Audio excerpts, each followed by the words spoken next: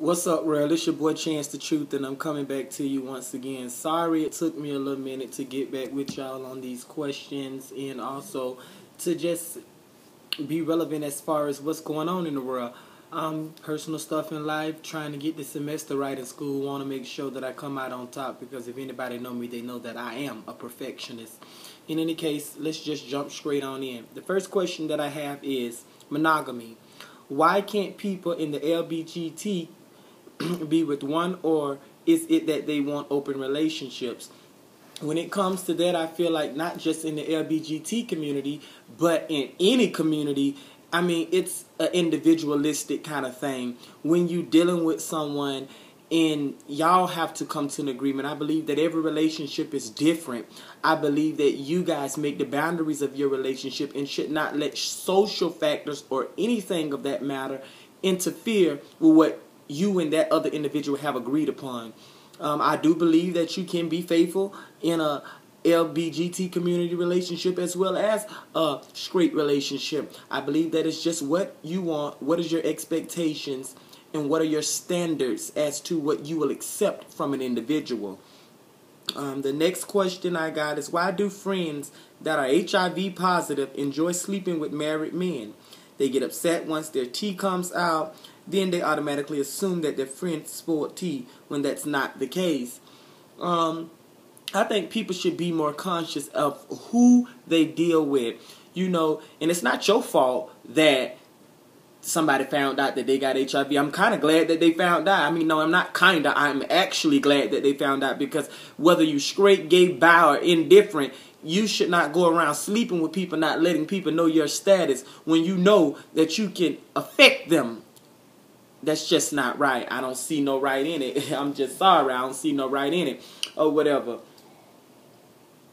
So when it comes down to that, that's some shit that I wouldn't even let bother me. That's something that I wouldn't even allow to even be a factor in why I should even be mad, because you mad by somebody finding out something about you. Some shit you should have told them from the get-go. In any case, I won't dwell on that.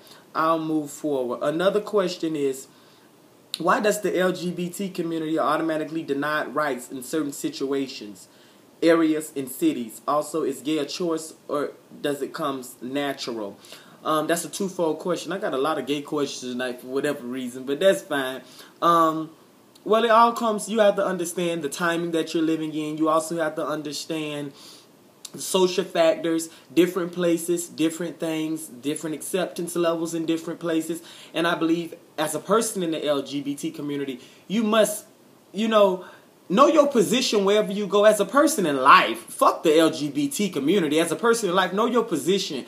Know what is required of you, but also stay true and be true to self. And there's a way to do that with dignity, respect, and pride with oneself.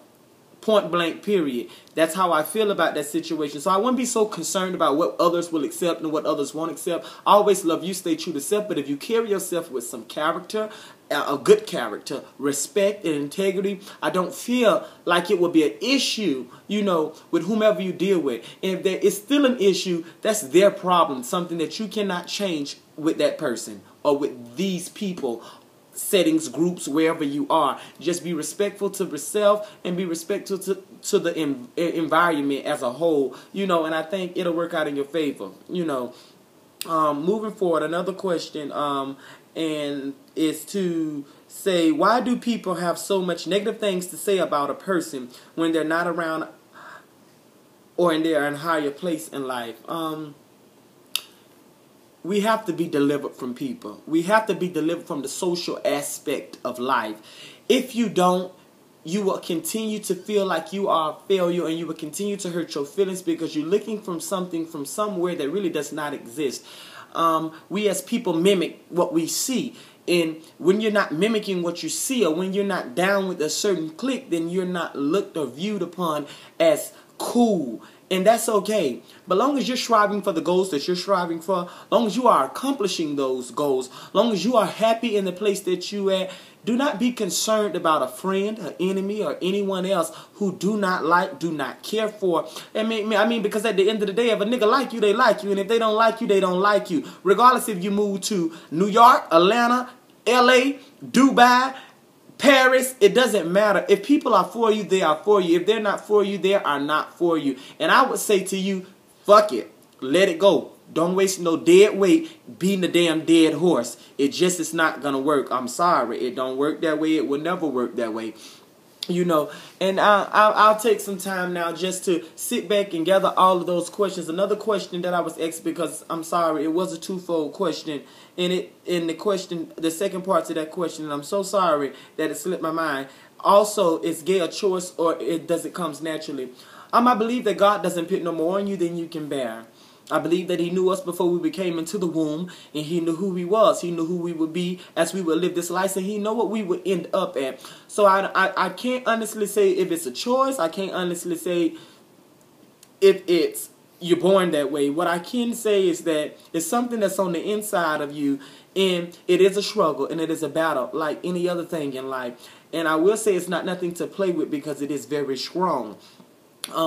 I will say, know your God and know that no sin is bigger than the other. I will say for each individual, it is different.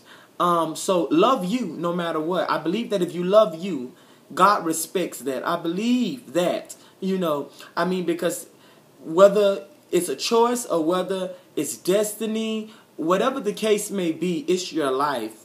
Embrace who you are. Love who you are. Make best decisions for yourself and do what's right for you. That's all you can do. Worrying about society, worrying about social aspects, worrying about how another feel, worrying about how our parents were raised, grandparents were raised, friends were raised, the community, the people are around us. Worrying about those things will never get you to where you're trying to get to. It's good to keep some of those things in mind. However, it's never good to dictate how you will live your life.